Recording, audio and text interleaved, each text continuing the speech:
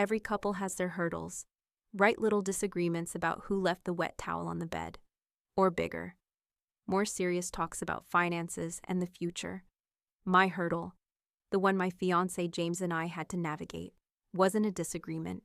It was a 500-acre estate in the Hamptons, a family legacy that stretched back to the railroad barons, and a future mother-in-law who looked at me as if I were something she'd scraped off the bottom of her custom-made riding boot. Her name was Eleanor Montgomery, and her annual summer garden party was next Saturday. For me, it wasn't a party. It was my yearly parole hearing, a chance for the entire Montgomery clan to review my case and, once again, deny my application for acceptance into their world. If you've ever had to deal with in-laws from hell, the kind who smile to your face while subtly insulting your entire existence, you're going to want to stick around. Hit that like button and let me tell you about the day I stopped being a polite guest and decided to burn the whole garden to the ground. The dread started, as it always did, with the arrival of the invitation. It was a thick, cream-colored card, engraved with a family crest that probably had its own feudal history. Mr. and Mrs. Charles Montgomery request the pleasure of your company. It's here, I said, holding it up like a piece of radioactive material when James got home that night. He sighed, the familiar, weary sigh of a man caught between two worlds. Honey, he began, it's just a party. No, it's not, I countered, leaning against the cool, clean marble of our city apartment's kitchen island. It's a 3-hour interrogation where your mother gets to ask me leading questions about my humble origins in front of her friends who all have names like Bunny and Bitsy. She's just formal, he said. The same weak excuse he always used. It's how she was raised. She just needs more time to get to know the real you. She's had 2 years to get to know the real me. James, I said, my voice sharp. And in those 2 years, she has decided that the real me is a working-class gold digger who has somehow managed to hypnotize her darling son. She doesn't need more time. She needs a personality transplant. I loved James with a fierceness that sometimes surprised me. He was a good man, a kind man, an art history professor with a gentle soul and a brilliant mind. But he was a product of his upbringing. He had been raised in a world of suffocating politeness, a world where direct confrontation was the ultimate social sin, and in the face of his formidable, iron-willed mother, he was a complete and utter coward. Our first meeting had been the trial by fire. He had taken me to the Montgomery estate for a formal dinner. The house wasn't a house, it was a museum, dark wood, ancestral portraits staring down from the walls, and a dining room so large it had an echo. I had spent 2 weeks studying etiquette guides online, terrified of using the wrong fork. Eleanor, a tall, slender woman with silver hair swept into a perfect chignon, and a gaze that could freeze steam, had been surgically polite. The interrogation had begun over the soup course. So, Lena, she'd said, her voice a smooth, cultured purr. James tells us you're from Pennsylvania, a small town. I believe. That's right, I'd said, a steel town, just outside of Pittsburgh. How industrial, she'd murmured, taking a delicate sip of her consommé. The way she said it made it sound like I had just confessed to being raised in a coal mine. And your parents, what do they do? This was the part I knew she was waiting for. I lifted my chin. A flicker of the defiance that had gotten me out of that town in the first place. My father was a union steelworker for 40 years, I said, my voice full of a pride she would never understand. And my mother was a public school teacher. A small, perfect, and deeply pitying smile had touched her lips. How wonderfully salt of the earth, she'd said. The words were a masterpiece of condescension, a perfectly polished insult delivered with the grace of a queen. She had looked at her husband, a quiet, defeated man who just nodded along to her every pronouncement, and then back at me. James's great-grandfather, of course, built railroads, a different kind of steel, I suppose. The entire dinner had been like that, a series of small, perfectly placed cuts designed to remind me of my otherness, of my inferiority. She had helpfully corrected the way I placed my napkin on my lap. She had asked about my software company, the one I had built from nothing, with a dismissive wave of her hand. So, you work with computers, dear. How fascinating and modern. I had walked out of that dinner feeling like I had been systematically dissected by a master surgeon. My working-class heart filleted and served up as an exotic appetizer. And James, my sweet, gentle James, had seen nothing wrong. "I think she liked you," he'd said on the drive home, with a genuine, hopeful smile that had broken my heart. Now, 2 years later, not much had changed. Eleanor's attacks were still cloaked in politeness, and James's blindness was still absolute, and the annual garden party was the grand stage for her performance. "Please, Lena," he was pleading now, his handsome face a mask of anxious misery. "It's my mother's 70th birthday this year. It's important to her. Just try, for me, be patient. I promise. One day, she'll come around." I looked at him, at the man I was going to marry, and I felt that familiar, frustrating mixture of deep love and profound disappointment. I knew I would go. I would go because I loved him, and because some small, stupid, and hopelessly optimistic part of me still believed that maybe, just maybe, this time would be different. Maybe this time, his mother would finally see me, the woman her son loved, and not just the granddaughter of a coal miner. So I agreed, and I spent the next week with a familiar knot of dread tightening in my stomach.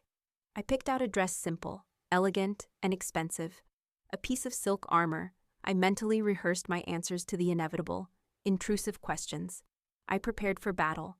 The day of the party, as we drove through the massive wrought iron gates of the Montgomery estate, I felt like I was driving into enemy territory.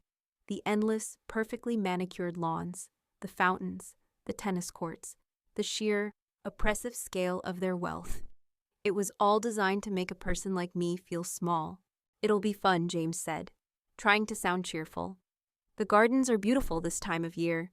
I just looked out the window at the perfect, intimidating landscape. "I feel like I'm being chauffeured to my own execution," I muttered. He reached over and took my hand. "It's not an execution," he said softly. "It's just a party." He was wrong. It was an execution. I just had no idea that I wasn't the only one on the chopping block. The drive home from my parents' house was a blur of streetlights and a profound, ringing silence. Daniel, my fiancé, kept trying to fill it. He talked about the dry cleaner his mother swore by, a place that could supposedly get any stain out of anything. He talked about how Chloe was just emotional and didn't mean it. He talked about how, once the wedding was over, this would all be a funny story we'd tell at parties.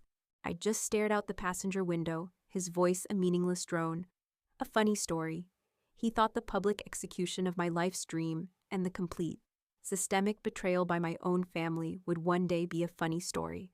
When we got back to my small apartment, which also served as my design studio, he tried to pull me into a hug. "It's going to be okay, Evie," he murmured into my hair. I stepped back, out of his embrace. The last thread of my fairy tale had just snapped. "No," I said, my voice empty of all emotion. "It's not." He came to my studio the next day. I hadn't slept. I had spent the night on my sofa, staring at the ruined dress, which I had brought home and placed back on its mannequin in the center of the room. It was a monument to my humiliation. Daniel arrived bearing coffee and a box of my favorite pastries, a peace offering. He looked tired and genuinely distressed. "Evie," he began, his voice soft. "I've been thinking. I spoke to your parents again this morning." "Of course you did," I said, my voice flat. "They're willing to pay to have the dress remade," he said, as if this were a grand concession.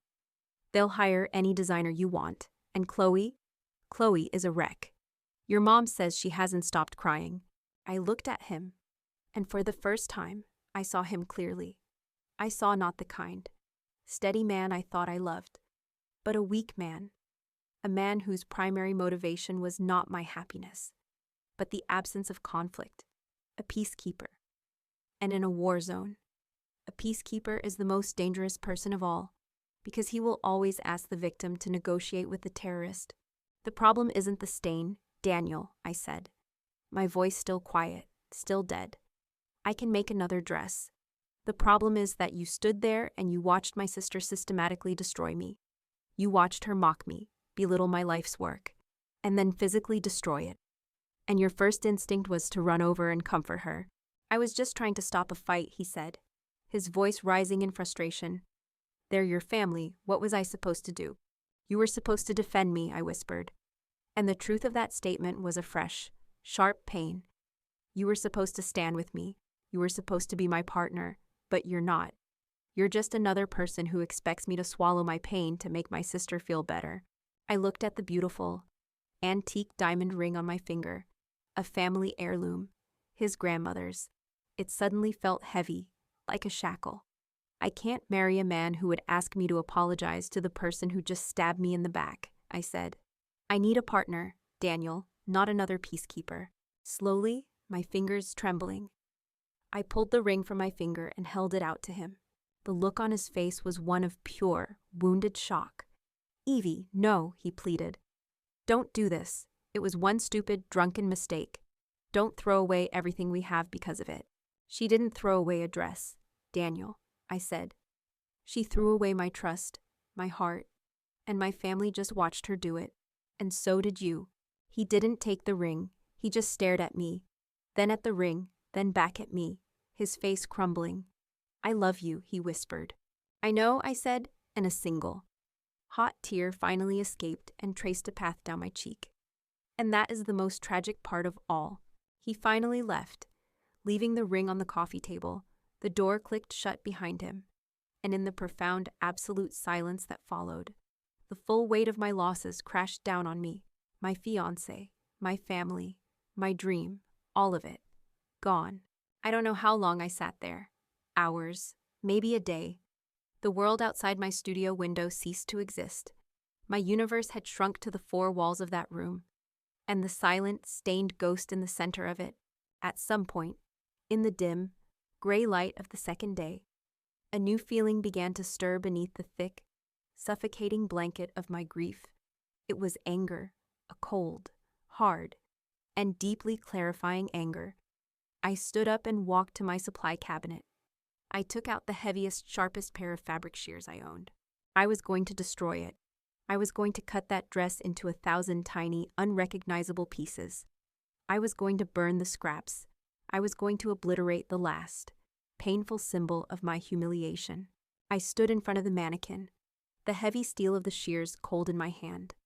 I raised them to the bodice, to the very heart of the crimson stain. My hands were shaking. I was ready to make the first cut. But then I stopped. I looked, really looked, at the stain, my designer's eye, the analytical, artistic part of my brain that had been dormant for days, began to wake up. I saw not just a mess, but a pattern, a chaotic, beautiful, and brutally honest pattern. It was a splash of violent, passionate color on a backdrop of pristine, controlled white. It was asymmetrical, it was organic, it was flawed, and it was, in its own way, far more interesting, far more real than the perfect, flawless dress had ever been. My family thought my quiet, meticulous work was my weakness. They thought my passion was a cute little hobby. My sister had tried to destroy me by defiling my creation, by staining my perfection with her chaotic cruelty. And in that moment, a new, wild, and terrifying idea began to form in my mind. An idea so audacious, it made my heart start to beat again. A fast, powerful, thrilling rhythm. What if they were wrong?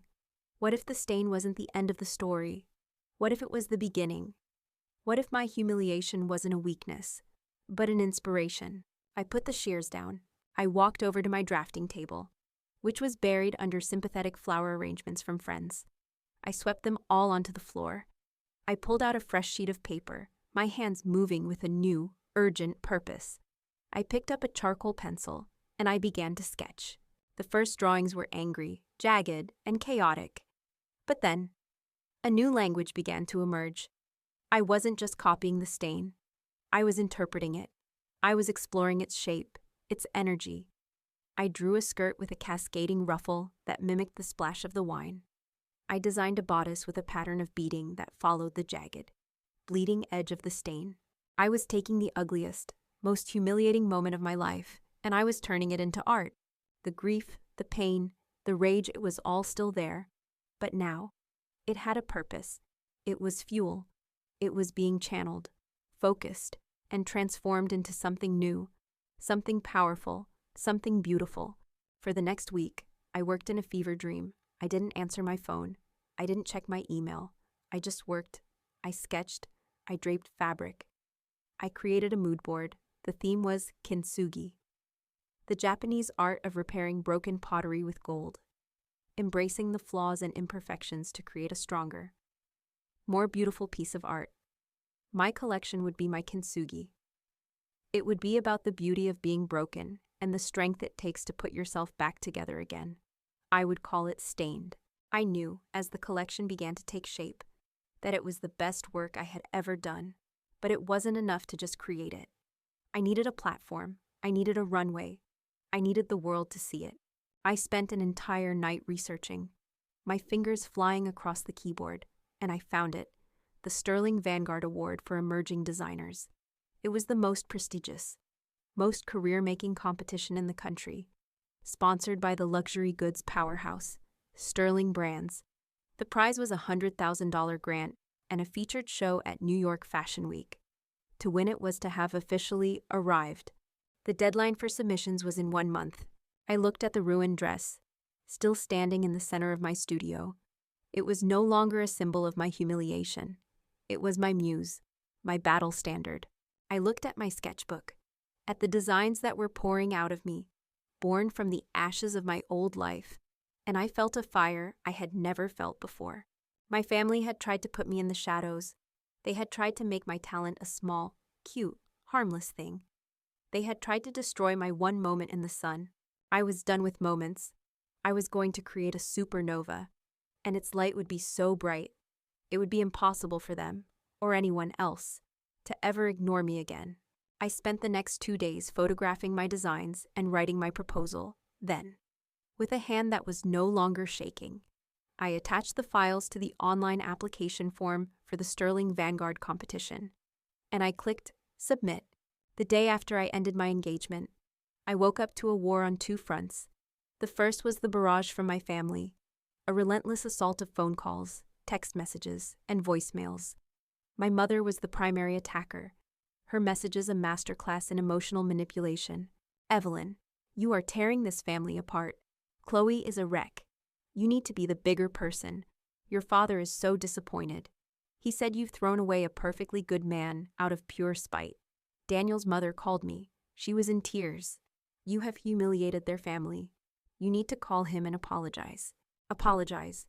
They wanted me to apologize for not wanting to marry a man who had chosen to comfort my saboteur instead of me. I read the messages, one after another, and I felt nothing. The part of me that had once been so susceptible to their guilt, so desperate for their approval, had been cauterized in the fire of my ruined engagement party. That Evelyn was gone, with a strange, cold sense of calm. I opened my contacts list. I found my mother's name, and I blocked her number. I blocked her on every social media platform. Then I did the same for my father, and then for my sister, Chloe. The silence that followed was the most profound and peaceful sound I had ever known. It was the sound of my own freedom. With the external war silenced, I could focus on the second front, the war within myself. My studio apartment was my fortress. My grief and rage were my raw materials, and my design collection was my battle plan. The days that followed were a blur of intense, obsessive, and deeply therapeutic work. I lived and breathed my collection. I slept on a cot in my studio, waking at dawn and working until my vision blurred and my fingers were raw. The world outside my windows ceased to exist.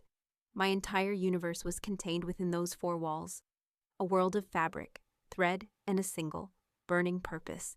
The collection, Stained, became my autobiography. Each piece was a chapter in the story of my heartbreak and my slow, painful resurrection. I took the deep, bloody, unforgiving red of the Cabernet that had ruined my dress, and I made it my signature color. I took the chaotic, violent splash of the stain, and I made it my central motif. A structured trench coat in a heavy, military-grade khaki had a jagged, angry slash of crimson leather sewn across the back, like a fresh wound. A deceptively simple, floor-length evening gown in cream-colored silk had a delicate, weeping pattern of red beading that cascaded from the shoulder down to the hem, like a trail of bloody tears. My masterpiece was a suit, tailored with the precision of a surgeon. From a fabric, I designed myself a deconstructed, almost shattered-looking gray tweed, with a single, blood-red thread woven throughout the chaotic pattern. It was the story of a world that had been broken, but had been pieced back together, stronger and more interesting than it had been before. The work was grueling, it was lonely, and it was saving my life with every stitch. I was sewing my own shattered heart back together. With every cut of the fabric, I was severing another tie to the woman I used to be. I was no longer a victim. I was a creator. A month into this self-imposed exile, an email arrived that changed everything. The subject line was simple, but it made my heart stop. Sterling Vanguard Award semi-finalist notification. My hands trembled so badly I could barely control the mouse to open it. I read the words, my eyes scanning the text once, then twice, then a third time, just to be sure it was real. Dear Ms. Reed, on behalf of the judges of the Sterling Vanguard Award, we are pleased to inform you that your submission, Stained, has been selected from over 2,000 entries. You are one of 20 semi-finalists who will proceed to the next round. I let out a sound that was halfway between a laugh and a sob. I had done it. A panel of the most powerful, most influential people in the fashion industry had looked at the designs born from my deepest humiliation. And they had seen talent. They had seen art. They had seen me. It was a validation so profound it felt like the sun coming out after a year of darkness. The email went on to outline the next phase. I had 2 months to create runway ready. Physical prototypes of the 5 key looks from my collection. It was a Herculean task. An almost impossible timeline for a single designer working out of a small studio apartment. It was perfect. The news lit a fire under me that burned away the last vestiges of my grief. I worked with a new, ferocious intensity. My studio was a beautiful, glorious mess of fabric bolts, pattern paper, and half-finished garments on dress forms. I was no longer just healing. I was building. I was creating my own future, one stitch at a time. It was during a rare break, late one night about a month later, that the universe decided to throw in a plot twist so perfect, so cruel, and so deeply, darkly ironic, that if I had written it in a novel, no one would have believed it. I was exhausted, my eyes burning from staring at a sewing machine for 14 hours straight. I made myself a cup of tea and, for the first time in weeks, I mindlessly opened my laptop to scroll through social media. I had blocked my immediate family, but I was still connected to a few distant relatives. A pipeline to the family gossip I had been so blissfully avoiding. And it was on my second cousin's page that I saw it, a picture of my sister, Chloe. She was at some lavish party, her arm linked with a man I didn't recognize. He was handsome, in that generic, clean-cut, wealthy sort of way. Chloe was beaming, her smile a dazzling, triumphant thing, and on her left hand, a diamond the size of a small asteroid was glittering, catching the light of the camera's flash. The caption, written by my gushing cousin, read, "So incredibly thrilled for my beautiful cousin Chloe and her amazing fiancé. Julian Sterling, they are the absolute perfect couple. A match made in heaven, so much love for you both. Harl Apwar Shalkin, engaged. Ash power couple, Paul Croc Sterling." I dropped my teacup. It shattered on the floor, the hot liquid splashing across my bare feet. But I didn't feel it. I was just staring at the name. A name that was suddenly, horribly, and with a cosmic sense of poetic justice, very, very familiar to me. Julian Sterling. Of Sterling Brands, the luxury goods empire, the family, the dynasty, that sponsored the very design competition that had become my entire life. The room began to spin. It was a joke. It had to be a joke. A sick, cruel joke played by a universe with a twisted sense of humor. I scrambled to pick up my laptop, my hands shaking. I typed the name into a search engine, and there he was, the handsome, clean-cut face from the photo, smiling out from the pages of Forbes and the Wall Street Journal. Julian Sterling, son of Marcus Sterling and heir to the Sterling Brands fortune, announces his engagement to socialite Chloe Reed. I threw my head back and I laughed. It was a wild, unhinged, and slightly hysterical sound. It was the laugh of a person who has just been pushed past the brink of a tragedy and has come out on the other side. In the strange, surreal landscape of a cosmic comedy, my sister, my brilliant, beautiful, golden child sister, had somehow, in the space of a few months, managed to get engaged to the heir of the sterling fortune. She had won. She had captured the ultimate prize in her world of status and social climbing. She was about to become royalty in the very industry I was fighting to get a foothold in. My first impulse was to withdraw from the competition, to send a polite email and disappear. The thought of winning now, of showing up at an event sponsored by her new family, they would twist it. They would see it as a pathetic, desperate attempt to get back at her. My triumph would be tainted by their narrative. But as I sat there on the floor of my studio, surrounded by the beautiful, powerful pieces of my collection, a new, cold, and thrilling resolve began to take root. No, I would not withdraw. I would not hide. This was not a conflict of interest. This was a gift. This was poetic justice, served up on a silver platter. This was no longer just about launching my career. It was no longer just about proving to myself that I could do this. My sister had tried to ruin me, and now she was about to marry into the royal family of the very kingdom I was secretly planning to conquer. She thought she had won the war. She had no idea I was about to show up at her coronation, not as a guest, but as a rival queen. The news didn't distract me. It focused me like a laser. The stakes were now infinitely higher. The potential victory was now infinitely sweeter. I stood up and walked back to my sewing machine. The night was still young. I had a deadline to meet, and I was going to create a collection so powerful, so undeniable, so brilliant, that it would be the only thing anyone, including the Sterling family, would be talking about. The 6 months leading up to the Sterling Vanguard Award Gala were a blur of sleepless nights and 17-hour workdays. My apartment was no longer a home, it was a factory, a creative war room dedicated to a single, obsessive mission. Bolts of silk and wool were stacked against the walls. The floor was a minefield of pins and fabric scraps. My mannequins, draped in the half-finished soldiers of my collection, were my only companions. I was a hermit, a ghost, fueled by caffeine and a cold, burning sense of purpose. I had made the final 5. The email had arrived like a royal decree, informing me that my collection, stained, would be shown at the gala. I was to prepare a full, 12-look runway collection. The news had been a jolt of pure, terrifying validation. This was real. This was happening. I knew my family was aware of Chloe's engagement to Julian Sterling. The news had undoubtedly been the social event of their year. I saw the engagement photos online, a nauseatingly perfect spread in a society magazine. Chloe, dazzling in a white dress, holding hands with a handsome, smiling man. The golden child had finally captured her prince. I used that knowledge, my best friend. Chloe, my real Chloe, who worked in public relations, made a few calls. It was surprisingly easy. A week before the event, a thick, cream-colored envelope was delivered to my parents' house.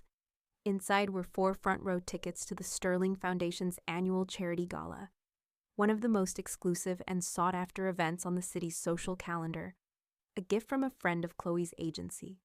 It was a bait my family, especially my social climbing sister, could not possibly resist. And so, we were all set on a collision course, and they had no idea they were driving straight into my ambush. The night of the gala arrived. The venue was a massive, converted warehouse in the Arts District, a cathedral of industrial chic. A long, stark white runway sliced through the center of the cavernous space. The air was electric, thick with the buzz of anticipation, the flash of cameras, and the scent of expensive perfume. This was the heart of the fashion world. These were the editors, the buyers, the critics, the people who could make or break a career with a single, dismissive nod. Backstage was a different kind of chaos, a controlled, frantic ballet of models, dressers, hairstylists, and makeup artists. And in the center of it all was me. I was not the terrified, heartbroken girl from the engagement party anymore. I was a commander, my focus narrowed to a single point. I checked every seam, adjusted every drape, gave every model a final, quiet instruction. Remember what this collection is about. I told the model who would be wearing the final piece. The resurrected wedding gown. You are not a victim. You are a survivor. Walk like a queen who has just won her own war. Through a small monitor backstage, I could watch the guests taking their seats. And then, I saw them. My family, they were a vision of smug, self-satisfied success. My father, in his best tuxedo, looking proud and important. My mother, dripping with diamonds, her eyes scanning the room for anyone important to talk to. And Chloe? She was breathtaking, of course. She wore a shimmering, backless couture gown, and she was clinging to the arm of her handsome fiancé, Julian Sterling. She looked like she owned the room, in a way. She felt she did. This was her new world, her new family's event. She was the princess of the fashion world. And I, in her mind, was still the sad little seamstress locked away in her room. The lights went down. A heavy, bass-thumping beat began to pulse through the room. The show had started. I watched on the monitor as the collections from the first 3 finalists came and went. They were good, technically brilliant. But they were just clothes. Then the announcer's voice, a deep, resonant baritone, echoed through the space. And now, our final contestant for the Sterling Vanguard Award, a powerful new voice in American fashion, presenting her debut collection, entitled Stained. Please welcome to the runway, Evelyn Reed. I saw my family's reaction on the monitor, a flicker of confusion on my father's face, my mother leaning over to whisper to him. Did he say Evelyn? It must be a different Evelyn. Chloe just looked bored, whispering something in Julian's ear. And then, the first model walked out. She was wearing the oyster shell silk blouse. The design was simple, elegant, but across the right shoulder, a delicate, almost poetic pattern of crimson and burgundy, like a blooming watercolor, bled into the cream-colored fabric. The room was silent, watching. But I was only watching the 4 faces in the front row. I saw my mother's hand go still. I saw my father lean forward slightly, his eyes narrowing. The next model came out. She wore the deconstructed charcoal wool blazer, its seams raw and exposed. A beautiful, tailored mess. Then came a sweeping, floor-length skirt, with a jagged, angry slash of red print running from hip to hem. With each new look that came down that runway, the story became clearer, the theme of a beautiful, perfect thing being broken, stained, and then remade into something stronger, was undeniable, and I could see the dawning horror on my family's faces. This wasn't a coincidence. This was my story, the one they had witnessed, the one they had enabled, the one they had tried to bury, and I had resurrected it, turning it into high fashion and parading it in front of the entire world. My mother's face was ashen. My father looked like he was going to be sick. He was staring at the clothes, and I knew he was remembering his daughter, kneeling on the grass, her face a mask of silent devastation. But Chloe was the one I was watching. The boredom was gone. Her face was a mask of pure, white-hot fury and disbelief. She knew what this was. She knew that every piece of clothing on that runway was an accusation, an indictment, a beautifully tailored "I remember what you did." Her fiancé, Julian Sterling, was watching the clothes with a look of intense, professional focus. Then he turned slightly and looked at Chloe's face, a slight, confused frown on his own. He could see her rage. He just didn't understand it yet. And then came the finale. The music shifted, the heavy beat replaced by a single, haunting cello solo, and the final model walked out. It was the dress, my dress, resurrected, a phoenix risen from the ashes of my engagement party.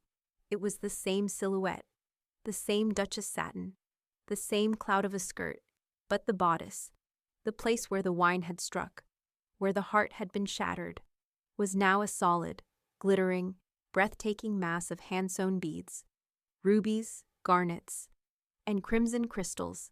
They sparkled like fresh blood under the hot runway lights, a spectacular, beautiful wound. The beading cascaded down the pristine white silk of the skirt, dripping and splashing in a chaotic, exquisite, and utterly intentional stain. A collective gasp went through the audience. It was a masterpiece, a showstopper. It was no longer a symbol of my humiliation. It was a trophy, a badge of honor, a stain of honor. The model reached the end of the runway and stopped, the beaded stain glittering like 1,000 tiny shards of a broken heart, remade into a shield. The entire fashion world was staring at a perfect, beautiful metaphor for what my sister had done to me. I watched Chloe's face on the monitor. The rage had been replaced by a look of pure, animal terror. She looked at the dress. She looked at the powerful, influential family of the man she was about to marry, who were sitting right next to her. She looked at her fiancé, Julian, and I knew, in that moment, that she understood. I hadn't just used my pain to create art. I had used her cruelty. I had taken the ugliest thing she had ever done, and I had made it the foundation of my greatest triumph. And I had done it on her new family stage, in front of the whole world, tying her forever to the story of the beautiful thing she had tried, and so spectacularly failed, to destroy. Her perfect, curated life was about to be forever linked to my stain, the haunting.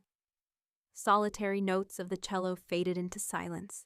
The final model, a warrior queen in her blood-stained armor of a wedding gown, stood poised at the end of the runway for a single, eternal heartbeat. The entire, cavernous room was held in a state of suspended, breathless silence. It was the quiet of a collective gasp, the hush of a room full of jaded, seen-it-all fashion insiders who had just witnessed something new, something raw, and something real. And then the applause began. It wasn't the polite, rhythmic clapping of a respectful audience. It was a roar, an explosion of sound that seemed to shake the very foundations of the building. It was a visceral, emotional, and overwhelming wave of approval.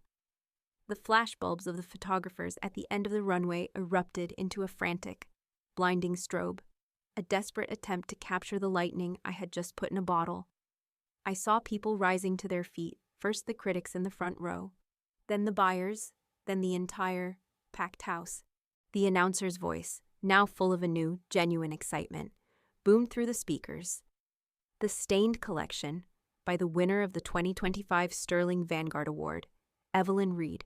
That was my cue. Backstage, my small team of dressers and interns was hugging me, tears in their eyes. But my mind was calm. This was the final act. I took a deep breath and stepped out from behind the curtain into the hot, bright, and impossibly brilliant light. I walked out onto the runway, my simple black dress a stark contrast to the emotional, vibrant collection I had just shown. I was the quiet, still center of the hurricane I had created. The applause grew louder as I walked, a physical force that seemed to lift me up. I saw the faces in the crowd, the looks of awe, of respect, of admiration. I saw the most powerful editors in the industry, people whose opinions could make or break careers, on their feet, clapping for me. And then, my eyes found the front row. I found my family. They were trapped in the glare of my new, blinding success. My father was clapping, a stiff, robotic motion, his face a pale, confused mask. My mother was clapping, too, a frantic, desperate smile plastered on her face. The perfect image of a proud mother, a role she was now forced to play. And I looked at my sister, Chloe. She was on her feet, because her fiancé, Julian, was on his. He was applauding with a look of genuine, unadulterated admiration on his face. A man who had just witnessed the birth of a major new talent. And Chloe was standing beside him, her hands coming together in a slow, dead, mechanical clap. Her face was a ruin. The beautiful, confident, triumphant mask had been utterly incinerated. All that was left was the pale, terrified, and deeply, deeply humiliated woman beneath. Her eyes were locked on mine, and in them I saw it all, the rage, the jealousy, and for the first time in her life, the unmistakable, bitter taste of her own defeat. I had not said a single word to her. I hadn't had to. My work had done all the talking for me. I had taken the ugliest secret between us, the cruelest thing she had ever done, and I had turned it into my masterpiece. I had forced her to sit in the front row, next to the powerful man she was so desperate to impress, and I had made her applaud her own indictment. I reached the end of the runway. I stopped. I looked at her for a long, final moment, A lifetime of being in her shadow, of being the lesser, quieter one, was reversed in that one. Silent, unbroken gaze. And then I turned to the rest of the world, and I took my bow. The roar of the crowd was the only sound I heard as I walked backstage, leaving my family to drown in the beautiful, terrible truth of what I had just done. The aftermath was a whirlwind. I was mobbed. A woman with a sharp, iconic bob and dark sunglasses, the most powerful fashion critic in the world, grabbed my arm. "Young lady," she said, her voice a crisp, authoritative thing. That wasn't a fashion collection. That was a declaration of war, and it was absolutely magnificent. Buyers from every major luxury retailer were shoving business cards into my hands. Editors were screaming my name, trying to book me for interviews. My career hadn't just been launched. It had been shot out of a cannon. I didn't see my family again that night. I had given my best friend, Chloe, a single instruction before the show. No matter what happens, do not let them backstage. She had stood at the entrance with 2 large security guards, a beautiful, loyal bulldog, and had, as I learned later, very politely and very firmly, turned away my mother's tearful, desperate pleas to just talk to my daughter. The silence I had initiated months ago was now a permanent, fortified wall. In the 6 months that followed, my life transformed. Stained was the talk of the fashion world. I was featured in Vogue. The Sterling Vanguard grant gave me the capital to start my own label, and the Stain of Honor gown, my resurrected wedding dress, was acquired by the Metropolitan Museum of Art for its permanent Costume Institute collection, a symbol of my humiliation, now a piece of art history. And Chloe, I heard whispers through the grapevine, my friend Chloe, who had a friend who knew one of the Sterling family's assistants, got the story in pieces. The engagement was not, at present, broken, but it was fractured. Julian Sterling was not a fool. He had demanded an explanation for his fiancée's bizarre, horrified, and deeply personal reaction to the winning collection at his own family's event. I don't know what lies Chloe had tried to spin, but the truth, apparently, had come out. The Sterling family, I was told, valued integrity and character above all else, and their potential new daughter-in-law had been exposed, in the most public way possible, as a cruel, petty, and deeply dishonorable person. The wedding was indefinitely postponed. Chloe's triumphant ascent into the social stratosphere had been unceremoniously, and very publicly, grounded. She had gotten her prince, but she had shown him her true, ugly heart, and now she was living in a gilded cage of his family's quiet, icy disapproval. She was trapped. I was in my new studio, a massive, sun-drenched loft in the heart of the city, sketching my next collection. The anger, the pain, the need for revenge, it was all gone. It had all been poured into my work, and it had been transformed, exorcised. I thought about the title of this story. I made her regret it in the worst way. The worst way hadn't been to scream at her, or to out her to her fiancé in private. The worst way was to succeed, so spectacularly, on the foundation of her own cruelty. Her punishment was not a single, dramatic event, but a permanent, lingering condition. She would have to live for the rest of her life knowing that my success, my name, my entire legacy, was now inextricably, famously, linked to the story of her own viciousness. She could never escape it. She had tried to stain me, and in the end, she had only managed to permanently stain herself. But the real victory, I realized, wasn't seeing her fall. The real victory was the moment I had stood in front of my ruined dress, with a pair of shears in my hand, and I had chosen to create instead of destroy. It was the moment I had decided to take the deepest pain of my life and turn it into my greatest strength. So, for anyone out there, for anyone who has been humiliated, who has been made to feel small, who has had their dreams stomped on, don't let their cruelty be the final word in your story. Don't let their ugliness become yours. Pick up your own pen or your own paintbrush, or in my case, your own needle and thread, and you write a better, more beautiful, and more triumphant ending for yourself. Living well and succeeding on your own terms isn't just the best revenge, it's the only one that truly matters.